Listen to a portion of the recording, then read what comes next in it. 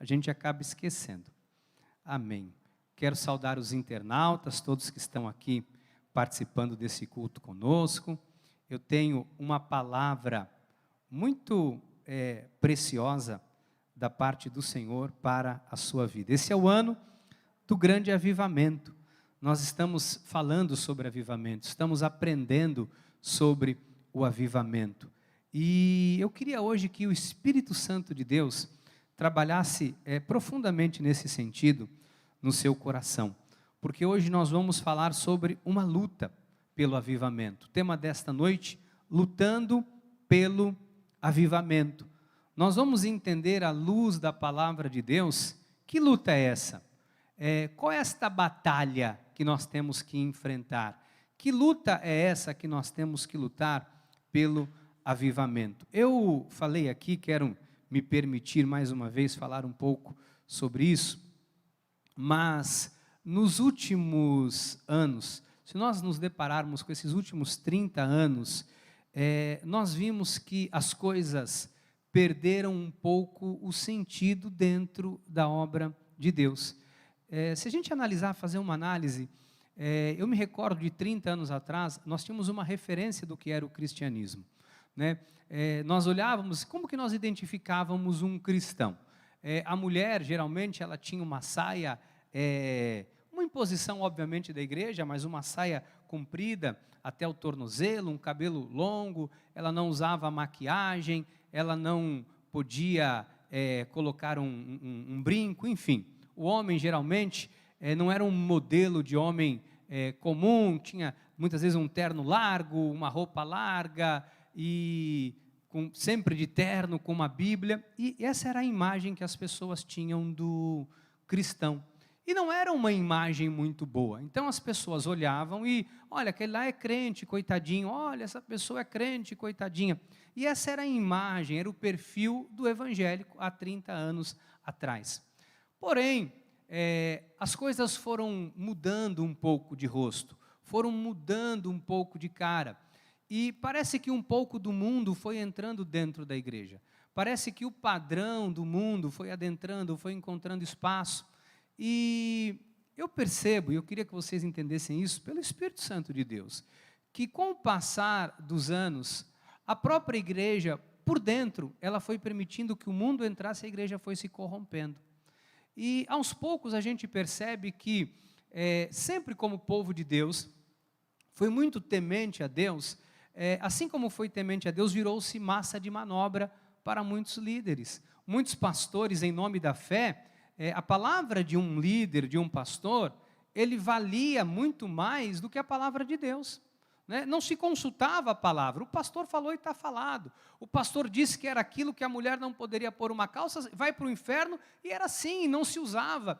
E durante muitos anos isso foi um domínio por conta da igreja. Por que eu estou te contando essa história? Para você entender o que veio acontecendo ao longo desses últimos 30 anos no cenário evangélico. E aí, as pessoas com tanto sofrimento, apanharam tanto, sofreram tanto, depois veio uma geração que, em nome da televisão, da mídia, das grandes campanhas, do grande evangelismo, saiu tomando o dinheiro das pessoas. E se roubou, desculpe a expressão, falar dessa forma, mas se roubou a beça o povo de Deus. Extorquiram a lã das ovelhas, tiraram tudo. Pessoas deram carro, pessoas deram casa, pessoas deram o que tinham, o que não tinham, em nome da fé. Por quê?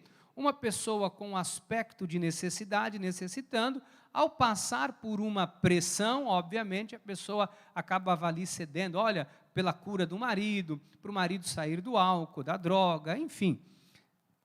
Eu queria que vocês entendessem que, ao longo desses últimos 30 anos, o cenário, ele mudou, e mudou de tal forma, que dentro da igreja as pessoas se machucaram. Então, hoje, quando a gente fala de igreja evangélica, eu percebo, entenda pelo Espírito Santo de Deus o que eu estou te falando, as pessoas perderam a sua devoção ao Senhor. As pessoas perderam aquele coração contrito a Deus. Está cheio de gente aí fora, 60% do povo cristão está afastado das igrejas. 60% do povo de Deus começaram a se distanciar das igrejas por conta de tanta pancada, de tanta fraude, de tantas coisas que viram ao longo desses últimos anos. E nós chegamos no momento em que Deus está falando ao nosso ministério que esse será um ano do grande avivamento. E eu entendendo isso, eu tenho buscado muito a direção de Deus. Esta semana que eu fiquei em casa de quarentena, reservado, eu percebi nas minhas meditações, em oração, falando com Deus, como nós temos uma luta grande para restaurar esse desserviço que veio sendo feito ao longo desses últimos anos dentro da obra de Deus. Você sabe, amados, nós estamos aqui num lugar seguro, graças a Deus, mas está cheio de gente aí fora sangrando. Está cheio de pessoas hoje aí que não acreditam mais na instituição chamada igreja. Existem centenas de milhares de pessoas que a sua maior frustração foi dentro da obra de Deus. E as pessoas também deixaram de ter aquela vida devocional, deixaram de ter uma vida com Deus, deixaram de ter uma vida avivada.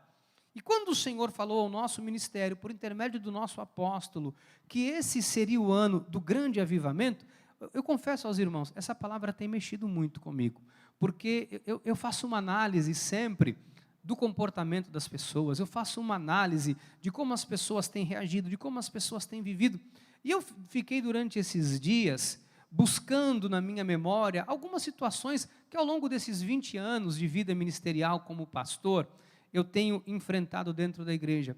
E sabe o que eu comecei a perceber? A fragilidade da fé das pessoas. Você sabe que hoje, por qualquer coisa, as pessoas abandonam a fé. Tem gente que vai embora da igreja porque o pastor falou alguma coisa e a pessoa não gostou, ela vai embora da igreja.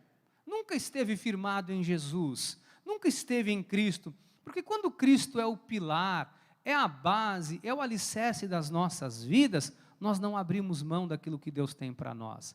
Mas o oposto disso é o que nós temos visto. Pessoas que por qualquer coisa abandonam a fé, pessoas que por qualquer problema não querem vir para a igreja. E quando Deus me deu esta palavra, que eu quero compartilhar hoje com vocês, estou aqui me permitindo fazer esta breve introdução, esta palavra mexeu comigo, porque nós temos que lutar, amados. E você vai entender que guerra é essa que nós precisamos lutar. De que maneira nós vamos lutar esta guerra?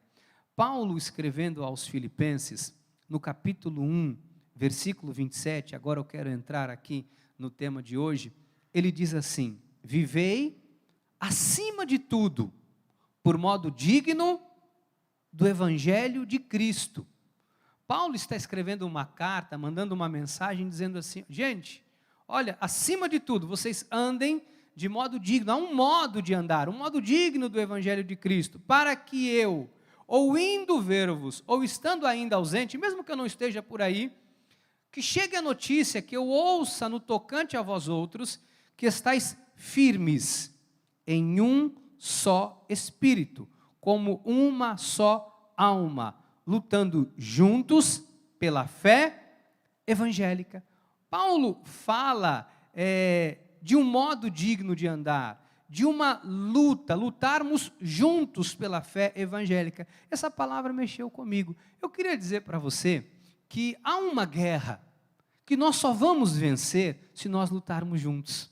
Há uma guerra para restaurar o desserviço que veio sendo feito dentro da obra de Deus ao longo desses últimos anos, nas famílias de milhares de pessoas, pessoas que passam pela sua família, que passam pela minha família, pessoas que são meus amigos, seus amigos, ou que nós não conhecemos. Há uma luta que nós temos que lutar juntos. Diga, há uma luta que eu tenho que lutar. Existe uma luta que nós temos que lutar, amados. Nós temos aprendido nesta série de mensagens que o avivamento começa primeiro em nós, em cada um de nós. Eu tenho falado aqui, de nós buscarmos esta restauração na nossa vida, na nossa conduta, na nossa vida com Deus, e nós precisamos entender que existe uma guerra que nós vamos ter que lutar. E eu quero te falar, abrir mais um parênteses aqui para falar um pouquinho sobre isso. Você sabe que nós temos uma natureza que nunca vai se converter. Você tem uma natureza que é uma natureza carnal e uma natureza espiritual. O velho homem Adão, ele não se converte. Quando um cristão se converte ao Senhor, a carne, a minha natureza carnal, ela não se converte. Então, se eu der lugar à minha carne, os meus pensamentos vão ser pensamentos conturbados, pensamentos de pecado, pensamentos como o mundo tem.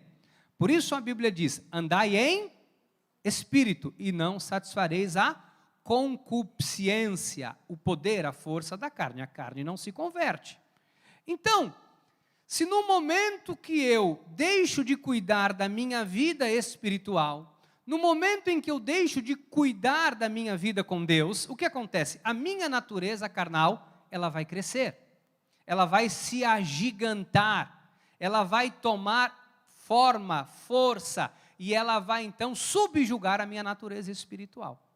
O que vem acontecendo para Deus falar de avivamento? O que tem acontecido é que a natureza carnal de muitas pessoas tem prevalecido a sua natureza espiritual. O espírito precisa ser alimentado.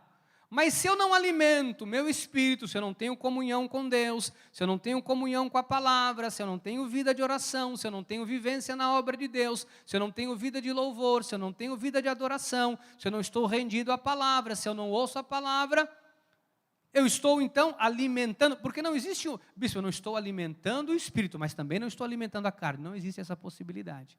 Ou eu estou alimentando a carne, ou estou alimentando o espírito. Se eu não alimento o espírito, automaticamente eu estou dando alimento para a minha carne.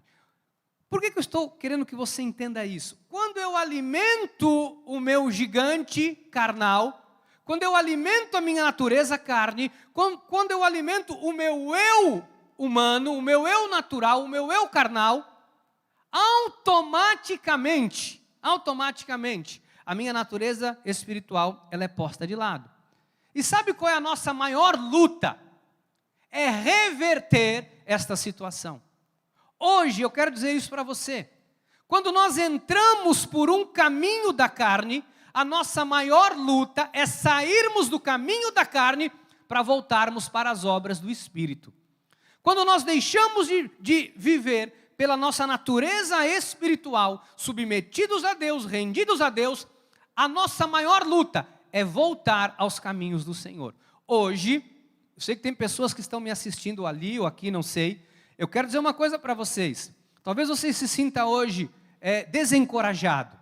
Talvez você diga, bispo, eu estou desmotivado. Bispo, sabe, eu não tenho forças, eu não tenho coragem, eu tenho vergonha de ir para a igreja, eu não tenho forças. É porque a tua natureza carnal está te envergonhando, está te humilhando. Eu sei que é difícil.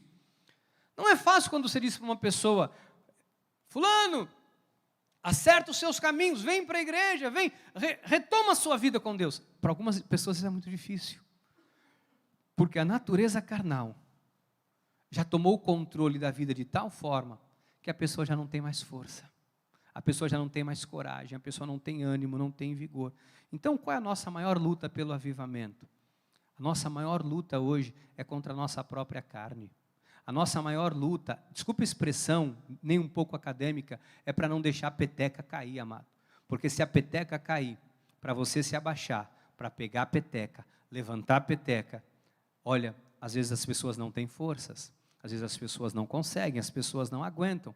Por isso Paulo fala em Efésios no capítulo 6, versículo 12, porque a nossa luta não é contra carne e sangue. Olha o que ele diz aqui, e sim contra os principados e potestades, contra os dominadores deste mundo tenebroso, contra as forças espirituais do mal, nas regiões celestes. Olha, Paulo diz que há dominadores, há um mundo tenebroso, há forças espirituais do mal atuando para que as pessoas estejam afastadas deste avivamento. Há uma luta, amados, há uma luta muito grande da nossa parte, por isso Paulo diz que nós temos que lutar juntos pela fé evangélica, para o retorno da sensatez, o retorno da nossa vida. Escute, muitos de nós tivemos a nossa vida roubada e nós não percebemos. Muitos de nós deixamos que Satanás tomasse de nós aquilo que Deus havia nos dado de presente. Muitos de nós não percebemos, mas o diabo roubou coisas preciosíssimas que Deus havia nos dado. Pessoas perderam a alegria que Deus te deu, porque a alegria vem do Senhor. O Senhor é o motivo da nossa alegria. E Satanás roubou a alegria que Deus te deu. Muitas pessoas perderam a alegria de louvar a Deus, de viver para Deus, porque Satanás agiu na tua carne, porque você deu brecha. E ele roubou a tua alegria de servir a Deus. É uma luta retornar à sensatez. É uma luta retornar à alegria, mas nós não vamos abrir mão desta guerra, e nós vamos lutar até que a gente tome de volta aquilo que Deus nos deu. Nós não vamos abrir mão da alegria do Senhor, que é a nossa força. Nós não vamos abrir mão da bênção de Deus para as nossas vidas. Nós não vamos abrir mão da nossa família, não vamos abrir mão dos nossos familiares, não vamos abrir mão deste avivamento. Você consegue entender o que eu estou te falando? Você não pode abrir mão do que Deus tem para você. Amado, nós vamos lutar esta guerra. Nós vamos lutar esta guerra. Nós vamos lutar esta guerra. Nós vamos, juntos, nós vamos lutar esta guerra. Olha o que a Bíblia diz: portanto, tomai toda a armadura de Deus, para que possais resistir no dia mau. E o que vai acontecer? E depois de terdes vencido tudo, nós vamos vencer, amados, e nós vamos permanecer inabaláveis. É um tempo de avivamento. Então, não pense que o tempo de avivamento é um tempo de paz. Não pense que um tempo de avivamento é um tempo de tranquilidade. Não, o tempo de avivamento é tempo de guerra. É tempo que a gente vai ter que se movimentar. É tempo que você vai ter que se envolver com as coisas de Deus. É tempo que você vai ter que trabalhar mais.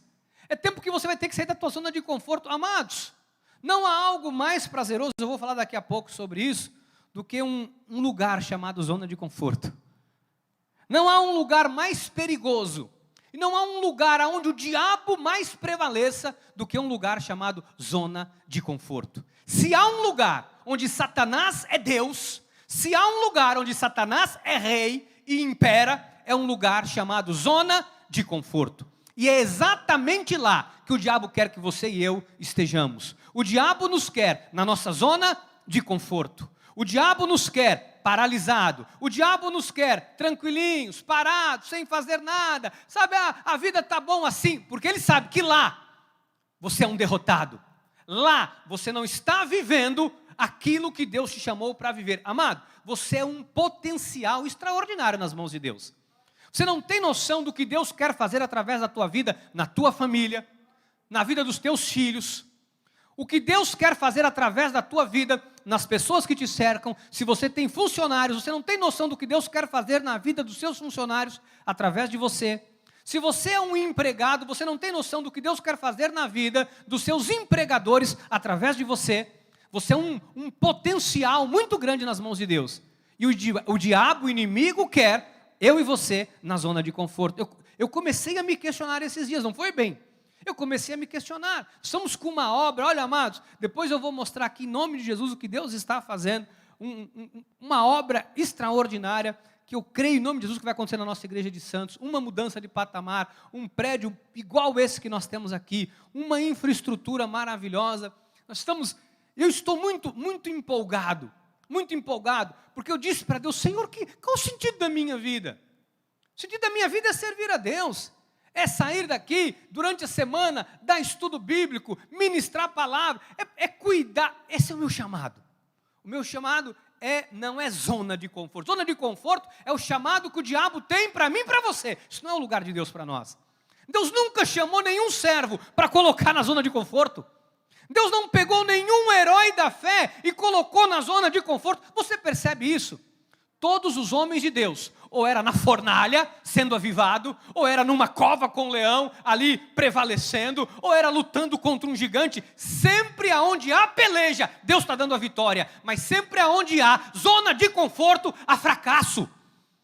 Sabe quem foi para a zona de conforto? Sansão morreu. Então, zona de conforto não é um lugar que Deus quer que eu esteja e que Deus quer que você esteja. Então, em nome de Jesus, nós temos que lutar. A primeira guerra que nós temos que lutar é contra a nossa própria carne. Diga, eu tenho que lutar contra a zona de conforto. Diga, eu tenho que lutar contra a minha natureza carnal. Amados, porque não há coisa mais confortável do que o bem-estar que a gente tem. Você imagina, você chega na tua casa, aí você vai lá, tira o seu sapato, a casa arrumadinha, você deita. Meu amado, tem sofá que é coisa, vou falar, é a 8ª maravilha do mundo. Você deita ali, o sofá te abraça. Tem um sofá na Praia Grande, que se eu ficasse viúvo, eu casava com ele. Você põe 10 cruzeiros nele, ele lhe abraça. Quem já viu aquele sofá? Alguém já viu no shopping da Praia Grande? Você põe 10 cruzeiros ali, ele faz o que a minha mulher não faz. Ele me abraça, ele massageia meu pé, massageia minha nuca, massageia minha costela, e ele passa um negócio aqui nesse ossinho que eu tenho. Quem já tomou uma massagem ali? Levanta a mão, só para eu saber.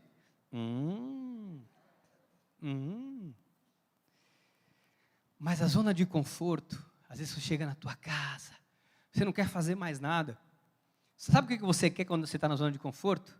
Você quer pegar seu celularzinho, com internet 4G, Wi-Fi de casa, que você acha que é de graça, mas não é porque você paga. E você fica lá, na zona de conforto, e tua vida está passando.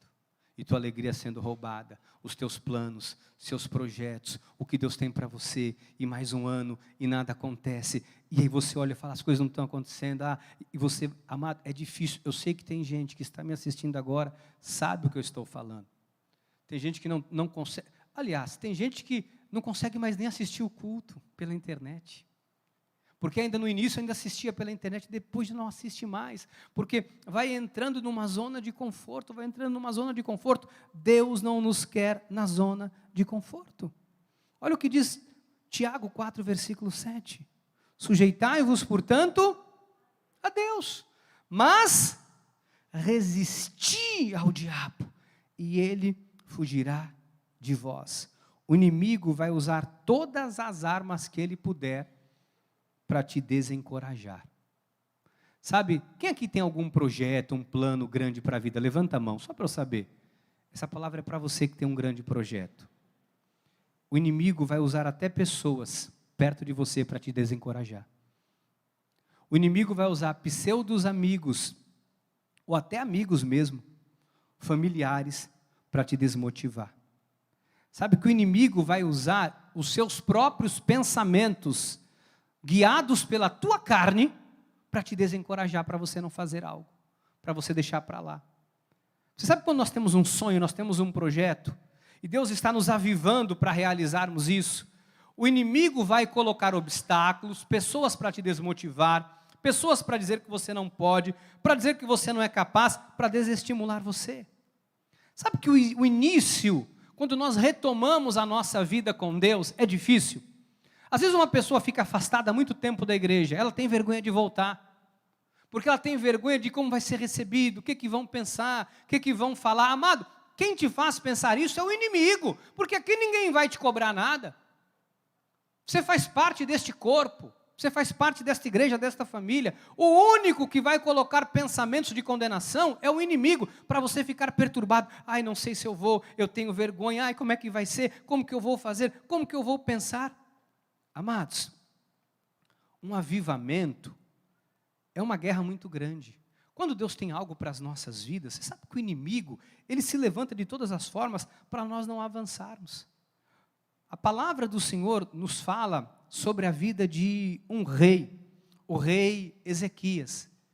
E esse homem trava uma batalha épica para que Deus, através da vida dele, trouxesse uma libertação ao povo do Senhor. E eu percebo que sempre que Deus quer fazer algo grande, alguém precisa lutar. Sempre que Deus quer fazer algo, alguém precisa lutar. Eu quero te fazer uma pergunta. Deus quer fazer algo grande na sua vida, na sua família, na sua igreja. Eu quero te fazer uma pergunta. Você está disposto a lutar? Porque se você não estiver disposto a lutar, meu irmão, minha irmã, você não vai viver o avivamento de Deus na sua vida. Tem gente que quer a bênção, mas não está disposto a lutar. Tem gente que quer viver esse grande avivamento, mas não está disposto a lutar. Tem gente que quer viver o grande de Deus, mas não está disposto a lutar. Ezequias esteve disposto a lutar. Ele esteve disposto a enfrentar tudo o que havia de mais poderoso naquela época para não abrir mão daquilo que Deus tinha para a sua vida. Eu quero te fazer uma pergunta. Você está disposto a lutar? Mas a gente tem que estar disposto a lutar. Eu estou disposto a lutar pela tua vida. Eu estou disposto a lutar pela tua família. Eu estou disposto a lutar pelo teu casamento. Hoje eu falava isso para Deus, quando eu estava aqui hoje orando com um grupo de louvor, antes de nós entrarmos, na minha oração eu falava isso para Deus: Senhor, eu não estou aqui para saber o que o Senhor tem para me oferecer. Eu não estou aqui para te pedir algo, eu estou aqui hoje para te dar, para te oferecer. Porque às vezes a gente parece que na nossa mentalidade, só Deus tem algo para nos dar. Nós temos coisas para oferecer para Deus e para o reino. Não pergunte o que Deus tem para te dar, se pergunte o que você tem para dar para Deus. Mas a gente tem que parar de se questionar, o que Deus tem para mim, o que Deus vai fazer. Não é mais o que Deus vai fazer, porque Ele já fez tudo naquela cruz, está tudo consumado. O que você precisar, Deus já te deu. Agora a questão é, o que eu e você podemos oferecer para Deus, para o seu povo e para o seu reino. Porque tudo o que Ele tinha, Ele se esvaziou e se entregou por mim e por você naquela cruz. Ele já deu tudo. E a gente está pedindo, Deus me dá. Ele já deu tudo. Ele diz: põe o reino em primeiro lugar, que eu ponho tudo na tua mão. Mateus 6,33, põe o reino em primeiro lugar e todas as coisas vos serão acrescentadas. O que Deus quer hoje, como resposta, não é o que Ele pode te dar, porque Ele já provou que Ele pode te dar tudo. É o que você está disposto a dar a Deus. O que você está disposto a oferecer a Deus como sacrifício vivo, abrindo mão da tua carne, abrindo mão do teu conforto, abrindo mão da zona de conforto, abrindo mão do monte de coisa para Ele. Porque tem gente aí fora morrendo. Tem gente aí fora arrebentado, porque a igreja arrebentou. Porque pastores, desculpa a expressão, sem a direção de Deus, arrebentou com um monte de gente. Lobos vorazes, diz a Bíblia, que não pouparam o rebanho. Está cheio de gente aí arrebentado, que não está descrente com a igreja, com a obra de Deus, com tudo. Eu te pergunto, o que você está disposto a ofertar a Deus? O que você está disposto a dar a Deus? Quando Deus chama Abraão, Mari, Ele fala: eu quero teu filho. Ele diz: é para hoje, vamos embora. Pega o menino e ele não hesita. Ele não hesita, porque Deus havia dado. Ele diz: eu vou lá e faço. E a gente fica hesitando em dar a nossa vida para Deus. E Deus falava muito isso comigo. As pessoas querem que o líder dê a vida. As pessoas querem que quem trabalha na igreja dê a vida. Muitas pessoas esperam que outros deem a vida, mas não querem dar a sua vida. Quando se tem um sonho, Juninho, de ser um líder, de ser um pastor, tem que se dar a vida. Não pode deixar de vir à igreja, não pode deixar de estar na casa de Deus, não pode deixar de servir a Deus, porque aí Deus honra. Quando a gente tem um sonho de servir ao Senhor, de fazer algo grande para Deus, isso requer entrega, requer entregar a vida. Não sou mais eu quem vive, disse o apóstolo Paulo, mas Cristo vive em mim. E o viver, diz Paulo, que antes, outrora, tinha na carne, agora eu tenho para o Senhor. É para Deus. É para Deus. Foi isso que Ezequias fez. Eu vou te mostrar daqui a pouquinho. Ezequias reinou junto com o pai dele, Acás, um rei ímpio, 12º rei de Judá, um homem ímpio, mau, não temia Deus. E quando ele pega Judá, ele é o 13º rei de Judá. Ele está dentro de um cenário em que havia ali muitos reis poderosos impondo sobre o povo de Deus, mas Deus dá uma ordem para ele não temer aquilo, e ele enfrenta. E sabe o que Deus faz quando ele enfrenta? Deus dá a vitória. Eu quero falar uma coisa para vocês, porque Deus falou isso muito forte ao meu coração, Cátia, essa semana. Se a gente enfrentar, Deus vai dar a vitória. Se a gente enfrentar, Deus vai nos dar a vitória, porque Ele não é filho do homem para que minta, nem filho do homem para que se arrependa. Se você enfrentar, Deus vai te dar a vitória. A gente tem que parar de fugir, amados. A gente tem que parar de fugir, porque o diabo está dando coisa aí o tempo todo para nós, para a gente entrar na zona de conforto. O diabo quer você na zona de conforto. Desculpa que eu vou falar aqui pelo amor, tem gente que vai falar, o bispo surtou. Tem gente que tem carro, não foi Deus quem deu, não. Foi o diabo. Tem gente que tem chácara, não foi Deus quem deu, não. Foi o diabo. Bispo do céu, Ave Maria. Foi porque se fosse Deus era para bênção. Mas tem coisa que virou maldição na vida das pessoas. A pessoa compra um carro, não vem para a igreja. A pessoa compra uma chácara, não vem para a igreja. Onde é que estou? Na chácara. Agora estou na chácara. Não, agora estou com o meu carro. Não, bispo, agora com o meu carro, sabe como é que é? Agora eu posso passear. Tem gente que recebeu coisas, foi Deus quem deu, não. Foi o diabo que pôs na mão da pessoa. Sabe para quê? Porque o diabo sabe o preço que cada um vale. O diabo sabe o preço que cada um precisa para ser comprado. A verdade, amado, é que tem muita coisa que chegou na vida de muita gente que não foi Deus que mandou, não. Tem homem que chegou na vida de mulher que não foi Deus que mandou, não, foi o diabo. Porque afasta a mulher da igreja, ela não vem mais para a igreja, ela não serve mais. Tinha abençoada que servia a Deus, dava a vida pela obra, fazia tudo para Deus. Aí arruma um varão, fala, Deus mandou, não foi Deus não, foi o diabo.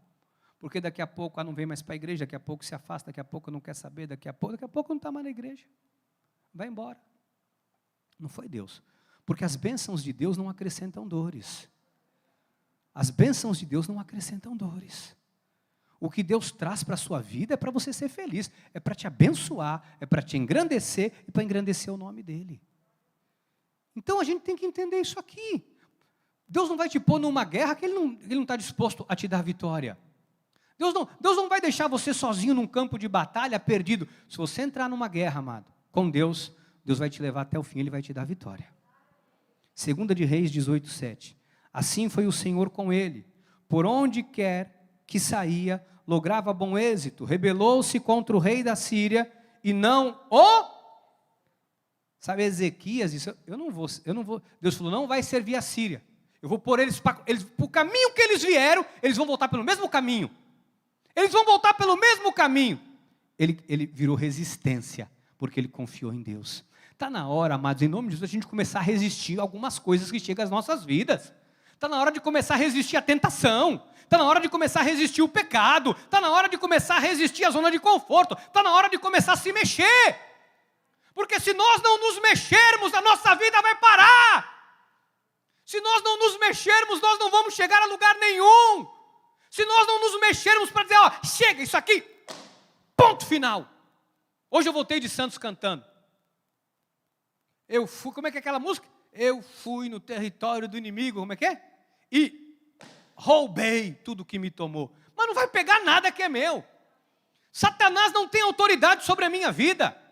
Satanás não tem autoridade sobre a minha casa, sobre a minha família, sobre o meu chamado, sobre o meu ministério, porque eu pertenço a Deus, porque você pertence a Deus, ele não tem autoridade na tua vida. O diabo não tem autoridade na tua vida. Quem tem poder na tua vida é Deus. Ele tem poder e autoridade na tua vida. Ele é o Todo-Poderoso. Olha o que diz o versículo 8. Feriu ele os filisteus até Gaza, e seus limites, pôs para correr, desde as atalaias, dos vigias, até a cidade fortificada. Ezequias não teria mantido os benefícios daquele avivamento, se ele tivesse ficado na zona de conforto. Deixa aí, vamos deixar, vou me meter com ninguém, vou ficar quietinho. Não. Mas nós temos uma guerra para lutar. O povo de Deus tem que sair da zona de conforto. Diga, Deus não me quer na zona de conforto. Diga, a zona de conforto não é o meu lugar. Bispo, mas isso aí é bíblico? Salomão falava isso, igreja. Vem para cá. Provérbios 1:32. Os nécios são mortos por seu desvio. Isso é um nécio. E o louco? E aos loucos, olha o que a Bíblia chama de louco. A sua impressão de bem-estar os leva a pior coisa que pode acontecer na vida de um cristão. Sabe qual é? A sensação de bem-estar. Não, está tudo bem. Está tudo bem. Assim, agora, sabe? Agora eu vou me aposentar. Agora eu vou ficar quietinho. Agora. Quê? Os nécios são mortos por seu desvio. E aos loucos, a sua impressão de bem-estar os leva à perdição. A sensação de bem-estar, amado, é uma cilada. Por que uma cilada? Porque ela te enfraquece espiritualmente. Davi caiu numa cilada quando ele enfraqueceu espiritualmente. Ele enfraqueceu espiritualmente quando ele caiu na zona de conforto. Estava acostumado a ir para a guerra. Batalha, guerra, batalha. Parou de ir para a guerra. Agora já lutei demais, vou ficar aqui. O que aconteceu? Se meteu em encrenca. Sabe quando a gente se mete em encrenca? Quando a gente congela, quando a gente para. Mas você não vê um automóvel que é usado todo dia, pega um carro novo e deixa na garagem. Depois de um tempo você vai ligar, a bateria já não funciona. Ele já não liga mais. Porque tudo é feito para ter movimento. Então o inimigo, ele quer tirar a nossa atenção, ele quer nos distrair, ele quer você distraído, ele quer que você não preste atenção. Não, isso é normal, não, isso é assim mesmo, a vida é assim mesmo. Deixa eu falar uma coisa para você. Se alguém mexeu em alguma coisa que é teu, não é assim mesmo não, tá? Se alguma coisa se levantou na tua saúde, não é assim mesmo, tem que cair por terra. Se você está tendo algum problema no teu casamento, isso é normal, é a crise dos 30 anos. Isso é mentira do diabo, não tem crise de 30 anos. O casamento, eu falei hoje para o meu filho e para minha filha, para minha nora. Voltávamos dizendo, eu falei, o casamento, ele melhora a cada ano o casamento fica melhor. Cada ano o casamento fica melhor. Cada ano o casamento é uma delícia, você vai descobrir, você tem que ficar melhor. Se o seu não está errado, você tem que lutar para o teu casamento estar melhor a cada dia. O seu casamento tem que ser melhor a cada dia. Bispo, sabe, a cada ano que passa eu estou ficando, sabe, estou tendo mais problema. Está errado. A gente vai se habituando a aceitar as coisas, porque é uma imposição do mundo, porque assim, está ruim, mas está bom. Não. Chega de aceitar aquilo que não é bom, que não é perfeito, que não é agradável. Chega da gente se acovardar, chega da gente achar que, tem gente pior do que a gente, então está bom. Chega. Amado, o que Deus tem para você é bom, perfeito e agradável. Você não pode aceitar na tua vida qualquer coisa. Você não pode aceitar na sua vida uma coisa qualquer. As pessoas estão aceitando qualquer coisa. Desculpa a expressão aqui, às vezes você vê uma moça, um rapaz, aceita qualquer coisa na vida por causa do desespero. Não! Você não é mercadoria barata para aceitar qualquer coisa na tua vida. Você não é qualquer pessoa. Você é um filho, uma filha, amado e amada do Senhor. Você é o sal da terra, você é a luz do mundo, você é o bom perfume de Cristo, você é mais que vencedor, você é mais que vencedora. Você tem direito ao melhor desta terra e Deus tem o melhor desta terra para você. Se posicione. Se posicione. Amém? Nós temos que nos posicionar. Na nossa vida profissional. Bispo, minha vida está uma pendenga financeira, estou devendo um cartão de crédito. Você tem que se posicionar. Deus não quer isso para você. Eu não recebo isso na sua vida. O Senhor está dizendo, desperta. Diz o profeta Isaías 52:1. Isaías foi contemporâneo de Acás, pai de Ezequias. Foi o profeta contemporâneo. Ezequias é aquele que Deus manda o profeta Isaías, você vai morrer. Ele vira o rosto para a parede e ele ora a Deus. Deus diz, eu vou te dar mais 15 anos. Vou dar mais 15 anos. Esse aqui, esse rei, esse aqui é o mesmo. É um homem que se posicionava. Você vai morrer? Não, mas Deus que falou que você vai morrer. Mas não aceito não. Eu vou conversar com Deus. Eu vou me acertar com Deus. Nem morrer eu quero. A gente tem que começar a se posicionar. Isso é o avivamento. É me posicionar. Peraí, isso aqui é o que Deus tem para mim, ó. Isso aqui é o que Deus tem para mim. Eu não vou abrir mão. Não, mas você vai perder, porque vão tirar. Não vão. Eu me posiciono em Deus e com Deus eu vou vencer. Eu não abro mão do que Deus tem para a minha vida. A gente tem que começar a se posicionar. Isso é avivamento. Se posicione. Se posicione. Lute o que você tiver que lutar. Morra se você tiver que morrer. Mas não se entregue até que Deus te dê a vitória nas suas mãos. A gente tem que lutar. Vamos nos posicionar como igreja. A igreja de Deus está com medo do quê? Se nós temos Deus ao nosso lado. Se o jargão do cristão é maior o que está em nós do que o que está neste mundo. Nós temos que nos posicionar. Se posicione, amado. Se posicione na sua empresa.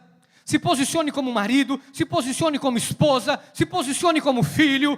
Se posicione como servo de Deus. Se posicione no seu chamado. Se posicione naquilo que você se propôs a fazer com Deus. Se posicione. Temos que nos posicionar. Você sabe, amados, que nós não podemos vacilar. Nós temos que o tempo todo, nós temos que estar conversando. Eu falava isso com a minha esposa, nós temos que conversar muito. E olha, eu e a bispa, a gente conversa demais, não é verdade, bem? Às vezes eu estou na rua, eu ligo para ela e falo, o que você está fazendo?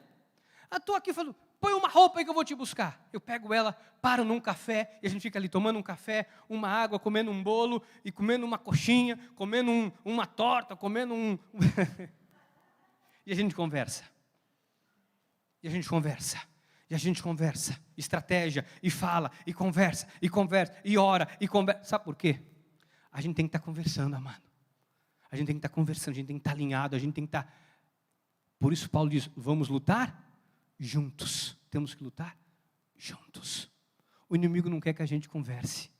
O inimigo quer o quê? Distanciamento. Quem quer distanciamento? O diabo. Deus quer unidade, corpo, unidos num só propósito. Vou te mostrar. Temos um trailerzinho aí daquele filme para eu mostrar. Eu quero te mostrar 2 pontos interessantes. Se puder até apagar a luz, para a igreja ver, como a gente está junto, a gente está ali, a gente não pode deixar brecha, você não pode deixar brecha.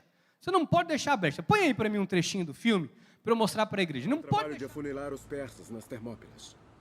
Os homens encontraram alguma rota nas montanhas atrás de nós? Nenhuma, senhor. Existe uma rota, bom rei, depois das montanhas a oeste. É uma velha trilha de bodes. Os persas poderiam usá-la para nos encurralar. Nem mais um passo. Monstro!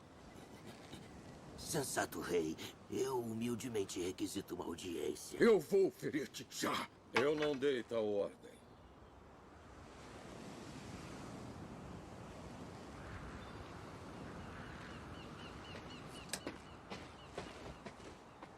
Perdoe o capitão. Ele é um bom soldado, mas lhe faltam boas maneiras. Não há o que perdoar, meu valente rei. Eu sei de minha aparência. Você veste o símbolo de Esparta. Eu sou Efialtes, nascido em Esparta. O amor de minha mãe fez meus pais fugirem de Esparta para que eu não fosse rejeitado. E seu escudo? E a armadura? É do meu pai, senhor. Eu lhe imploro, corajoso rei, permissão para honrar o nome de meu bom pai, servindo-lhe em combate. Meu pai me treinou para não sentir medo, fazendo da lança, do escudo e da espada parte de mim como as batidas do meu coração. Irei honrar a armadura de meu pai, nobre rei, servindo-lhe em batalha.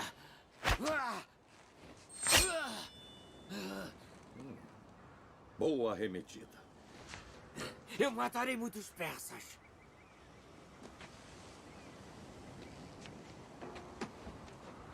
Levante seu escudo. Senhor. Levante seu escudo o mais alto possível.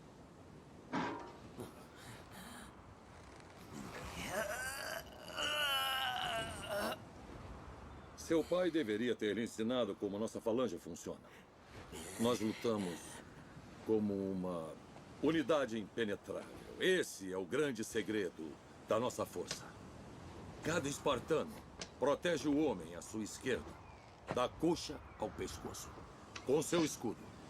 Um único ponto fraco e a falange se estilhaça.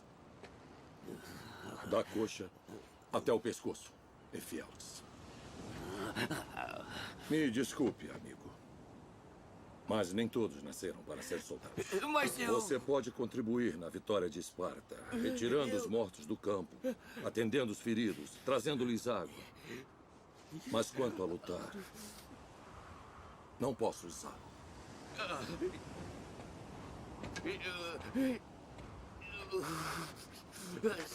Sim. Eu... Mãe! Pai! Vocês estavam errados! Obrigado. Deu para ouvir bem? Não sei se deu para ouvir bem, deu? Eles estão montando uma estratégia, Leônidas, com o general, e ele fala assim, você viu todas as rotas, tem alguma rota por onde eles podem vir contra nós? Não, todas as rotas, não existe nenhuma. Surge aquele senhor e fala assim, tem uma rota, que se eles vierem por lá, eles vão vencer vocês. Ele diz, tem uma rota, uma única rota. Havia uma única rota. E ele começa a dizer, não, mas eu vou lutar com vocês, eu estou com vocês. Ele esqueceu a rota Não se falou mais da rota, ele diz, eu vou lutar, eu estou com vocês. E aí, Leônidas diz assim, se você não levanta o escudo, uma única brecha, o exército todo, a falange morre, todo mundo morre, uma única brecha. Posso falar uma coisa para vocês? Uma única brecha pode colocar a tua família a perder. Uma única brecha pode colocar as tuas coisas profissionais, sentimentais, uma única brecha que você der. Escute uma coisa que eu estou te dizendo, nós temos que lutar para não dar brecha. Nós temos que lutar todos os dias para que não haja nenhum tipo de brecha nas nossas vidas. Mas sabe qual é o grande problema de tudo isso? Milton, sabe qual é, Edinaldo? O grande problema é que o inimigo fica o tempo todo nos oferecendo distrações. A gente está disposto a lutar, irmã Marisa, por algo, para fazer alguma coisa, Maria. A gente está ali disposto, o inimigo vai e manda uma distração. Se agora eu vou fazer, não, porque agora esse ano eu vou ler a Bíblia, eu vou entrar no plano de leitura, eu vou fazer o curso de teologia, esse ano eu vou me empenhar. O inimigo manda a distração. Não, porque esse ano agora eu vou fazer, eu vou me apegar com Deus, eu vou me afastar de coisa errada. Tem gente na minha vida que é atraso, tem gente que só me leva para o mau caminho, eu vou, pá. E aí você deixa uma distração. O mundo jaz no maligno. O diabo está mandando distração o tempo todo contra as nossas vidas. Esse homem que estava ali se oferecendo para ajudar, e a ajuda dele foi acatada. Você pode ajudar em outras áreas, mas naquele ponto ele não podia. Ele se torna a brecha, a fissura que trouxe o império dos persas, desses 300, à falência. Mostra outro trechinho para nós agora, para você entender como o inimigo quer fazer você trair os seus valores. Porque ele era um homem espartano, mesmo com aquela aparência, era um homem espartano, era um homem que deveria honrar a roupa que ele usava, ele joga tudo fora, ele abre mão de tudo, e ele trai os seus valores. E eu fiquei pensando tanto nisso, como às vezes nós traímos os nossos valores. Põe aí o outro trechinho, por favor. Solta aí, só para a igreja memorizar. Guie os meus soldados pela trilha oculta que leva aos malditos espartanos. E a sua felicidade será eterna.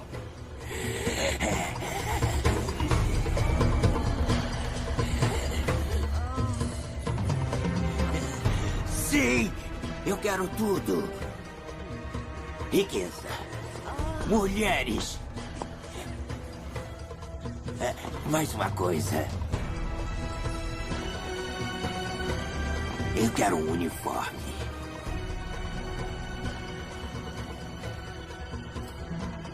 Feito. Você vai descobrir. Eu sou bom. Diferente do cruel Leônidas, que exigiu que você se erguesse. Eu peço apenas que se ajoelhe.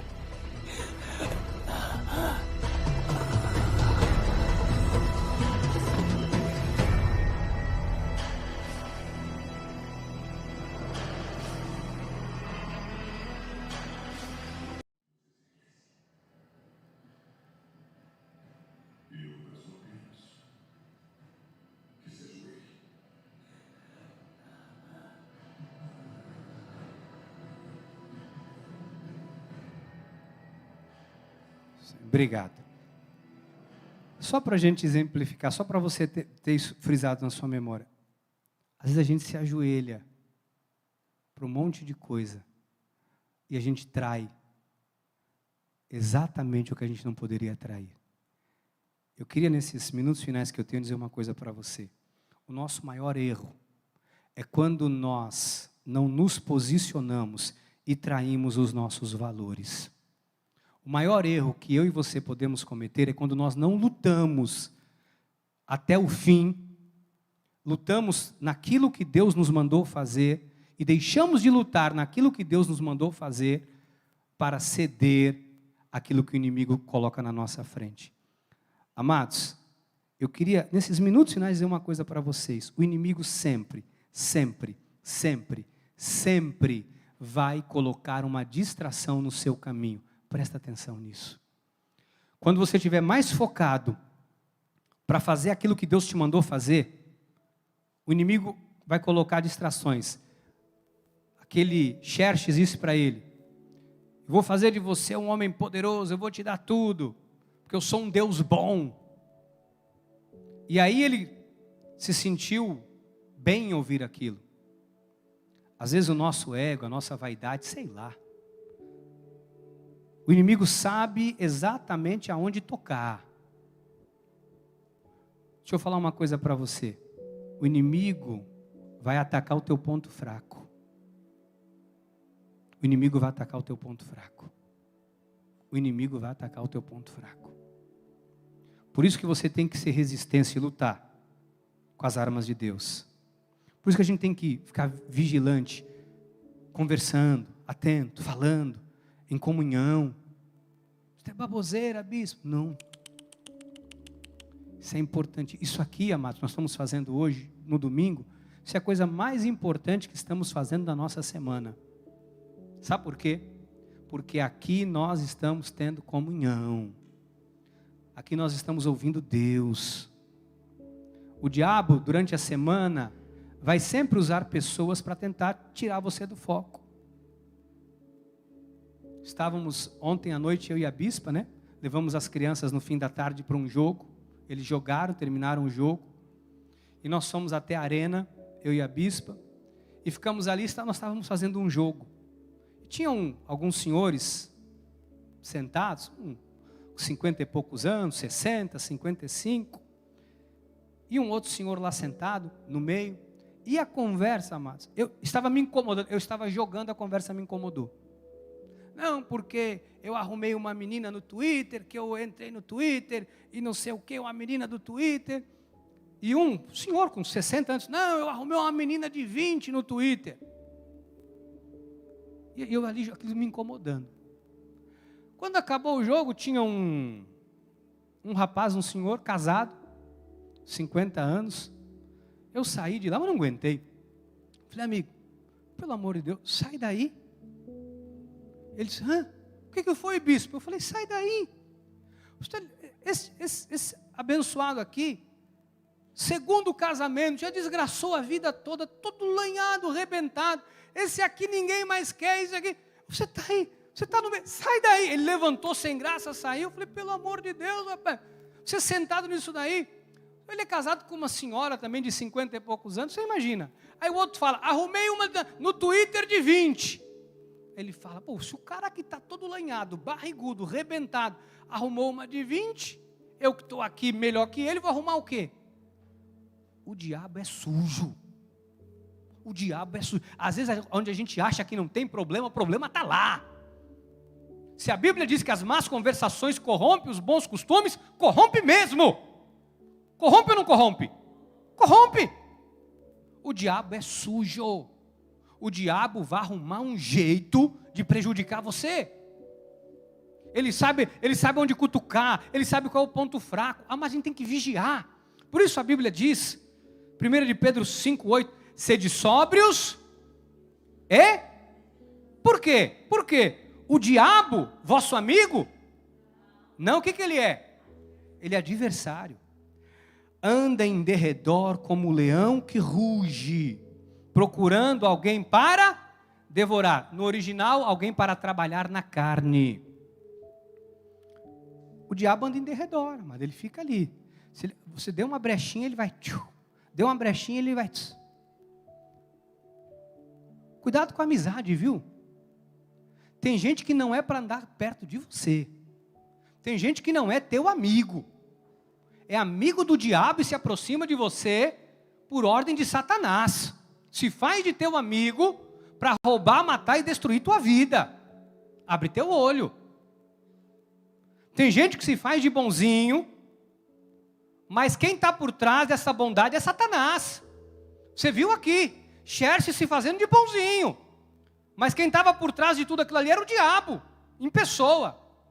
Isso não é ilustração de um filme, obviamente, mas na vida é assim. Abre teu olho, amado. Porque nós estamos em guerra, é uma luta para você estar avivado. É uma luta para você poder servir a Deus, para você vir para a igreja, para você dizer que é crente. É uma luta. E como que eu vou vencer essa luta? Resistir-lhes firmes na fé. Certos que sofrimento iguais aos vossos estão se cumprindo na vossa irmandade espalhada pelo mundo. Bispo, como é que eu vou enxergar isso? Pede para Deus te mostrar, para Deus iluminar os teus olhos. Pede para Deus, sabe, fazer você enxergar o que você não está enxergando. Porque talvez, desculpe eu falar dessa forma, você está numa zona de conforto tão grande, você não está enxergando as coisas, você não está percebendo para onde você está conduzindo a tua vida, a tua família, o seu trabalho, sua empresa. Efésios 1:18, iluminados os olhos do vosso coração, para saberdes qual a esperança do seu chamamento, com a riqueza da glória da sua herança nos santos. Então, o que a gente precisa entender? O que a gente precisa compreender de tudo isso? Que a gente precisa pedir sabedoria para Deus iluminar os olhos do nosso entendimento, do nosso coração. Peça para Deus fazer isso na sua vida, em nome de Jesus. Peça para Deus te mostrar. Peça para Deus abrir os seus olhos. Eu queria encerrar com uma palavra de Paulo, quando ele escreve uma carta à igreja de Roma, aos romanos. E eu queria que você guardasse isso aqui no seu coração. Paulo, isso tem que ser para nós um estilo de vida. Paulo diz em Romanos 12:21, não te deixes vencer o mal, mas vence o mal com o bem. Amado, amada, não cede não. Não cede não. Muitos cristãos cedem cedo demais. Muitos cristãos cedem por qualquer coisa. Muitos cristãos estão cedendo e abrindo mão das maiores vitórias, das maiores glórias que poderiam ter em suas vidas. Quando a gente pega a palavra de Deus, sabe o que eu percebo quando eu abro a Bíblia? Que a maioria enfrentou o que tinha que enfrentar e venceu. Eu posso falar uma coisa para vocês? Eu, no lugar de Davi, não tinha me metido com Golias. Tinha, pastor? Loucura. Você tinha, Ronaldo? Tinha.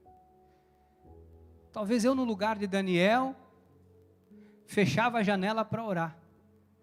Ia me meter com aquele decreto, e cair num... O que você acha, Rivan? Tinha coragem de abrir a janela? Também não tinha não, Rivan. Tem coisa que a gente vê na Bíblia, o Alexandre. Você tinha coragem, Alexandre, de entrar naquela fornalha? Dá uma curvadinha ali de leve, Senhor, tu sabes. Pois pedia perdão e Sadraque, Mesaque e Abednego foi para a fornalha.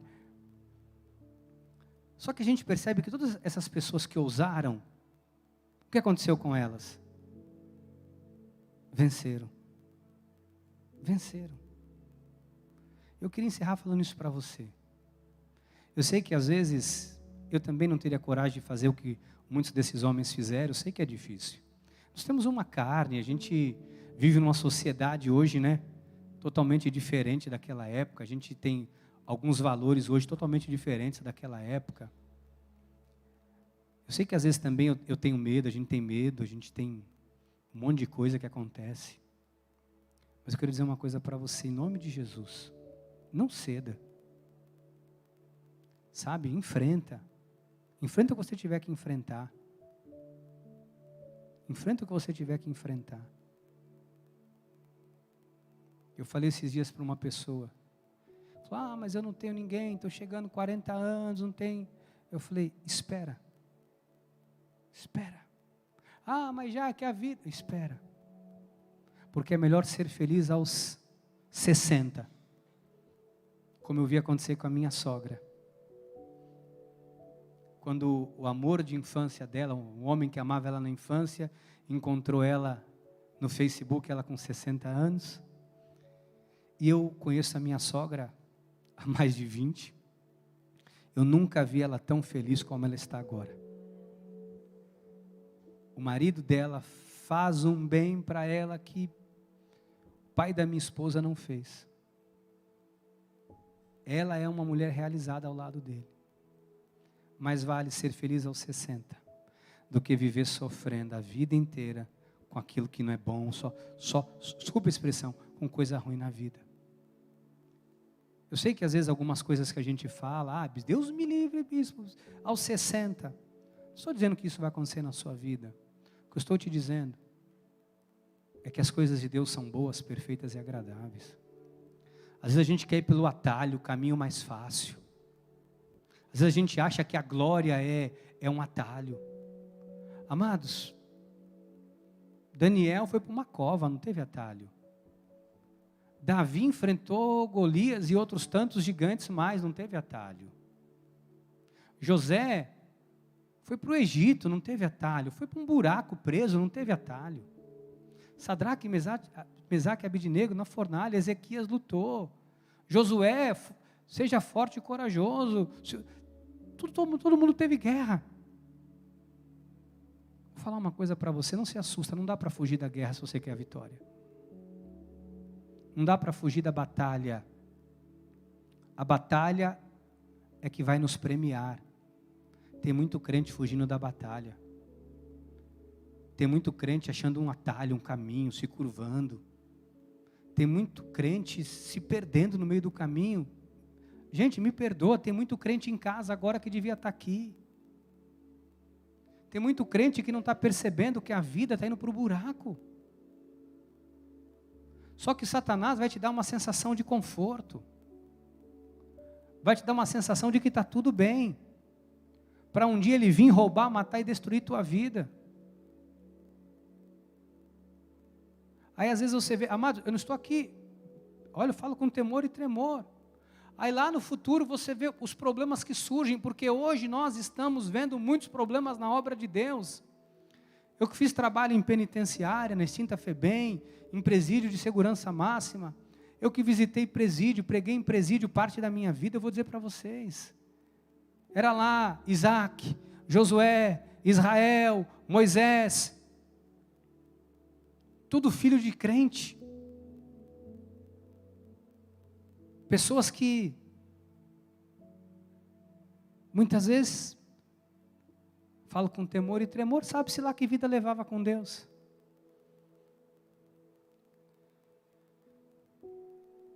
A história só se repete. Só se repete. Porque posso te dizer, Xerxes ofereceu riqueza e ele pediu, quero riqueza, mulheres e um uniforme. Xerxes, que representa Satanás, ele oferece muito mais do que isso. Ele oferece casa boa, ele oferece carro bom, ele oferece um mundo de coisa. Porque para ele esse preço é muito barato pela tua alma. Eu sei que se eu quisesse fazer qualquer pacto com o diabo, ele me daria o que eu quisesse. Porque ele sabe quem eu sou nas mãos de Deus. Ele sabe o estrago que eu faço com o inferno, com a Bíblia na mão. Ele sabe que eu não abro mão do que Deus tem para a minha vida. Ele sabe. Só que tem um monte de gente que não percebe isso. O diabo está dando um monte de pirulito para a pessoa chupar, um monte de distração. Tem gente que agora, estou dizendo para você que está na tua casa aí, na zona de conforto. O que te impede de estar na casa de Deus, servindo a Deus? É vergonha? Põe a vergonha de lado. Bispo, eu esfriei. Volta para o braseiro, você vai pegar fogo aqui de novo. Bispo, eu não tenho vontade mais de igreja. Vem sem vontade. Bispo, eu não aguento mais. Vem. Vem para Deus restaurar a tua vida, restaurar a tua sorte. Vem para cá, porque aqui é o lugar em que Deus restaura e transforma a vida. Aqui é o lugar que Deus vai curar teu coração. Aqui é o lugar, Silmar, onde Deus reescreve a nossa história. Aqui é o lugar. Aqui é o lugar onde Deus coloca a mão em nós e transforma em vaso novo. Aqui é onde Deus pega o bagaço, ossos secos, como nós cantamos, e faz um exército. Amado, eu queria orar com você nessa noite, por um posicionamento a partir de hoje. Porque eu não posso falar de avivamento se não houver um posicionamento. Você tem que se posicionar. Bispo, eu estou cansado. Amado, se levanta cansado, cansada, porque Deus renova a tua força. Se fosse por cansaço, muita gente teria parado. Você pode orar ao Senhor nessa noite? Você pode orar a Deus nessa noite? Você pode abrir teu coração para Deus? Se hoje se sente assim nessa posição, bispo, eu tenho vergonha de voltar, eu tenho medo, bispo, eu estou cansado, bispo, eu estou largando. Não é para mim que você vai falar, é para Deus. Você vai dizer: Deus, eu preciso da tua ajuda, eu preciso do teu socorro.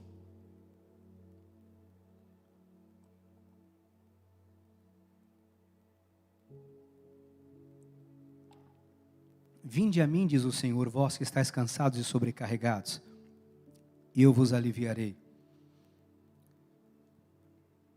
Talvez alguém que esteja agora, que nunca nos conheceu, nos assistindo, você está decepcionado com a igreja. Deus está te chamando para esse ministério. Talvez você que já passou por diversos lugares, já viu tanta coisa, que você não está acreditando em mais nada. Deus está te dizendo: vem para cá, porque aqui é o teu refúgio. Este é o último lugar que Deus vai te trazer. Daqui você não vai sair nunca mais. Deus vai restaurar a tua sorte, restaurar a tua família. Deus vai restaurar o seu chamado, o seu ministério. Deus vai restaurar a tua vida espiritual. Você que chegou aqui hoje, se sentindo um pecador, um fracassado. Você que está se sentindo afundado na lama do pecado. Deus está dizendo para você que o sangue na cruz te purificou, lavou os teus pecados. Você vai sair daqui, vai e não peques mais. Alguém que está dizendo: eu não tenho força contra o pecado, bispo, porque é muitos anos na promiscuidade, muitos anos com coisas do mundo, com pornografia, muitos anos. Deus está dizendo a você nesta hora: luta contra isso. Luta contra isso, luta contra essa situação. Luta contra o pecado que te afronta tenazmente. Luta contra tudo aquilo que está te assediando. Luta contra aquele assédio no seu trabalho. Luta contra aquilo. Luta contra este assédio no teu casamento. Luta contra esses pecados que você carrega, pecados de estimação, que você não abre mão, que você carrega, que você esconde de todo mundo. Luta contra isso em nome de Jesus. Luta contra isso que o diabo pôs na tua mente, te afastando de pessoas. Luta contra isso, contra a tua carne te humilhando todos os dias, contra esses pensamentos. Luta contra esta voz de Satanás dizendo que você não vai encontrar a felicidade, que você nasceu para sofrer, que esta é a tua sina, esta é a voz do diabo. É mentira dele. É mentira do inimigo, ele quer que você acredite na mentira. Ele é o pai da mentira. Luta contra esta situação. Você que talvez esteja agora à distância, com vergonha, com medo. Eu não sei o que se passa no teu coração. Você está frio, você está fria. Você está sem vontade de Deus, mas você precisa dEle. Porque sem Ele nós não somos nada. Deixa Deus avivar a tua vida. Abre o teu coração para Deus. Você como chefe do seu lar, você como esposa sábia, não abra mão do que Deus tem para a sua vida. Em nome de Jesus, não deixa mais o diabo tripudiar na tua família, na tua vida. Não dê mais brecha para o inimigo. Você que já esteve no fundo do poço sabe o que o diabo faz. Ele pisa, ele humilha, ele te oferece tudo para depois te envergonhar. O diabo coloca tudo na tua mão para depois arrancar o que você tem de valor, que é a tua vida com Deus. Não deixe o diabo tirar aquilo que Deus te deu, o teu valor. Não deixe a tua alegria ser roubada, não deixe a sua paz ser roubada, não deixe o teu amor por Deus ser roubado, não deixe o seu amor pelas coisas de Deus ser tirado de você. Luta contra isso hoje, em nome de Jesus. Luta contra isso hoje, em nome de Jesus. Para de dar desculpa para você mesmo, para de mentir para você, para de usar desculpa. Para de dizer que é renite, que é bronquite, para de dizer que é pneumonia, para de dizer que qualquer coisa, que é depressão. Para! Deus está chamando você para um avivamento. Deus está te chamando, porque Ele quer salvar a tua vida. Deus quer te tirar deste abismo, deste buraco que você está se metendo. Fumando todo dia. Mentindo para você mesmo, mentindo para a sociedade, enfiando tua vida num buraco, bebendo para tentar esquecer os problemas, se escondendo através da internet. Para de fugir de Deus, para de fugir de Deus. Para de mentir para você mesmo, de se tapear, de dizer que está tudo bem, quando está tudo mal, tudo arrebentado. Deixa Deus restaurar a tua vida. Deixa Deus colocar a tua casa em ordem. Se posiciona hoje em nome de Jesus. Teu barco está afundando. Jesus não está nele. Para de ser louco, de ser louca. Em nome de Jesus. Tua vida é muito preciosa. Tua vida é muito preciosa, não abra mão do que Deus tem para você. Lute com as armas de Deus. Lute com o Senhor. Não abra mão do que Deus tem para a tua vida. Em nome de Jesus. Deus quer promover um avivamento na tua vida. Se abra para esse avivamento. Em nome de Jesus. Em nome de Jesus. Oriande, cantore, camana. Ori cantore, kiririantare mantalai. Goriande casia, donne mai che la sirio, donne che plate nanni, che casiate la calamantori casabas, donne mani criasse calabal, donne che parte siria, come manacá sirias, pore che si mi ha de paz.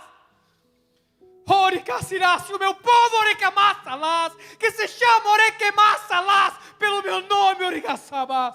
Se humilhar e orar, eu atenderei com socorro, aramás. Restaurarei a sua sorte, Oricaraçalabás. Te colocarei, Aramanorcaçás, no lugar de honra, Aramaçaleiras. E no lugar da tua vergonha te darei dupla honra. Oh, Deus quer restaurar a tua vida. Deus quer restaurar o teu casamento. Deus quer restaurar as suas emoções, Oriares Sarabai. Oh, Lebassás. Deus quer de volta você no primeiro amor. Deus te quer de volta no primeiro amor. Deus está te chamando para um avivamento. Deus está te chamando de volta para o primeiro amor. Deus está te chamando para uma reconciliação. Deus está te chamando para uma reconciliação. Ele está à porta. Ele está à porta te chamando para o arrependimento. Ele está te chamando para um recomeço. Ele está te chamando para um avivamento. Oh, não fique de fora. Não fique de fora em nome de Jesus. Em nome de Jesus, Pai, eu entrego nas tuas mãos cada vida agora através da internet, cada família aqui representada. Oh Deus, age com teu avivamento. Senhor, remove do nosso meio toda distração, tudo que está distraindo o teu povo, remove. Meu Deus, eu sei que é difícil para quem está longe voltar. Eu sei que é difícil para quem está longe, porque tem a vergonha, tem orgulho, tem um monte de coisa. Deus, eu sei que é difícil, mas o Senhor pode trazer. Senhor, pega essas pessoas que estão no tremedal de lama, no fundo do poço. Senhor, tira eles daí. Tira essas pessoas do fundo da lama. Essas pessoas que estão caídas na sarjeta e não estão percebendo, porque parece que é uma zona de conforto, que é um lugar confortável, mas é a sarjeta disfarçado de zona de conforto. Tira essas pessoas daí, Deus. Essas pessoas que estão distantes, talvez alguém que nem esteja agora conectado, Pai. Talvez alguém que não tem tido mais nem forças para assistir o culto pela internet. Mas eu entrego nas tuas mãos agora que o teu Espírito vá buscar essa pessoa. Assim como hoje aos prantos, aquele senhor em Santos, oh Deus, que estava bebendo escondido da família, que estava, Senhor Jesus, saindo do trabalho, dizendo que estava trabalhando e bebendo até tarde. Assim como o Senhor chacoalhou ele, fez ele cair no chão de joelho, começou a tremer à beira da morte, se arrependeu. Faz isso agora nas pessoas que estão, ó Deus, até sem forças, Pai, para poder ligar o computador, o celular para ver o culto. Pessoas que quando veem alguma coisa da igreja desligam, porque não querem ser confrontadas com a palavra, porque estão no pecado. Senhor, envia pessoas aqui da igreja. Senhor, começa a tocar o coração das pessoas aqui da nossa igreja, para começar a procurar aqueles, ó Deus, que estão aí caídos, para os reerguer, para os trazer de volta para a tua casa. Senhor, usa as nossas vidas para ajudar essas pessoas que estão sem forças. Ó Deus, o Senhor nos falou hoje no início do culto, Pai. Vivei acima de tudo, de modo digno, lutando juntos pela fé evangélica. Pai, que eu possa lutar junto. Usa a minha mão para erguer os caídos. Usa a minha vida, Pai. Tudo que há em mim. Hoje eu não te pergunto o que o Senhor pode me dar. Hoje eu estou aqui para dizer, Senhor, o que Tu queres que eu faça. Eis-me aqui. O que o Senhor quer de mim. Deus, em nome de Jesus, usa as nossas vidas para ajudar os caídos. Se tem alguém aqui, ó Deus, que se sente fraco, enquanto você estiver ajudando o seu irmão, Deus vai te fortalecer. Enquanto você ora por você ora por alguém, Deus vai fortalecer a sua vida. Mas nós não vamos aceitar mais o diabo tirando o que é nosso, não. Nós não vamos aceitar mais o diabo tirando o que Deus nos deu, nunca mais. Nós estamos vivendo o tempo do grande avivamento. Em nome de Jesus. Em nome de Jesus. Em nome de Jesus. Em nome de Jesus. Amém. Amém. E amém. Que assim seja, porque assim nos disse o Senhor. Aleluia.